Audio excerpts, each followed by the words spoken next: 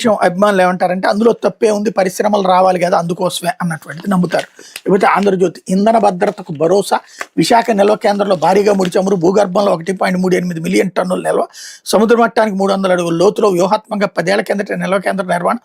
ఎత్తు 30 మీటర్లు, వెడల్పు 20 మీటర్లు, పొడవు 5 కిలోమీటర్లు, బాంబులు వేసినా భూకంపం వచ్చినా చెక్కు చెదరదు, కర్ణాటకలో మరో 2 చోట్ల క్రూడ్ ఆయిల్ నిల్వ అన్నటువంటిది హైలైట్ చేశారు. లేకపోతే ఇరాన్ యుద్ధ నౌకపై అమెరికా దాడి, శ్రీలంక సమీపంలో జలాంతర్గాయంతో ఎటాక్, సముద్రంలో మునిగిన నౌకలో 140 మంది సిబ్బంది గల్లంతు, 32 మందిని కాపాడిన శ్రీలంక నౌకాదళం హైలైట్ చేశారు. అట్లాగే చిన్న ఆయుధంతో పెద్ద దెబ్బ అంటూ ఇరాన్ వ్యూహాత్మక యుద్ధం, చౌకైన షహీద్ డ్రోన్లతో అమెరికా స్థావరాలపై దాడి, వాటిని అడ్డుకునేందుకు అమెరికాకు భారీ ఖర్చు, వేల కొద్ది వాడేయడంతో అమెరికా మిత్ర దేశాల వద్ద తగ్గిపోతున్న ఆయుధ నిల్వలు, ఆయుధ కొరత నిజమేనన్న పెంటగాన్ నివేదిక లీక్,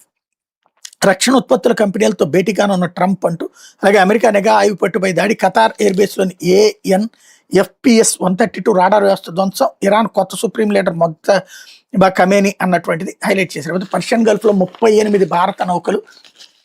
ముడి చమురు, LNG తరలిస్తున్న ఈ నౌకలో 1100 మందికి పైగా నావికులు, వారి భద్రతకు అవసరమైన చర్యలు తీసుకునే అధికారులు కేంద్ర మంత్రి సోనోవాల్ ఆదేశం, విదేశీ నౌకలపై దాడుల్లో 3 భారతీయుల మృతి, హోర్ముజ్ జలసంధిలో చైనా నౌకలకు ఇరాన్ అనుమతి, హోర్ముజ్లో చమురు నౌకలకు మెయిన్ రక్షణ కల్పిస్తాం, చమురు సరఫరాలో ఇబ్బంది లేకుండా చూస్తాం ట్రంప్, భారత్ చైనాలకు చమురు సరఫరా పెంచుతామంటూ రష్యా స్టేట్మెంట్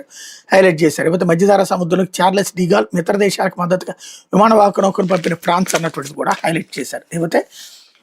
లడ్డు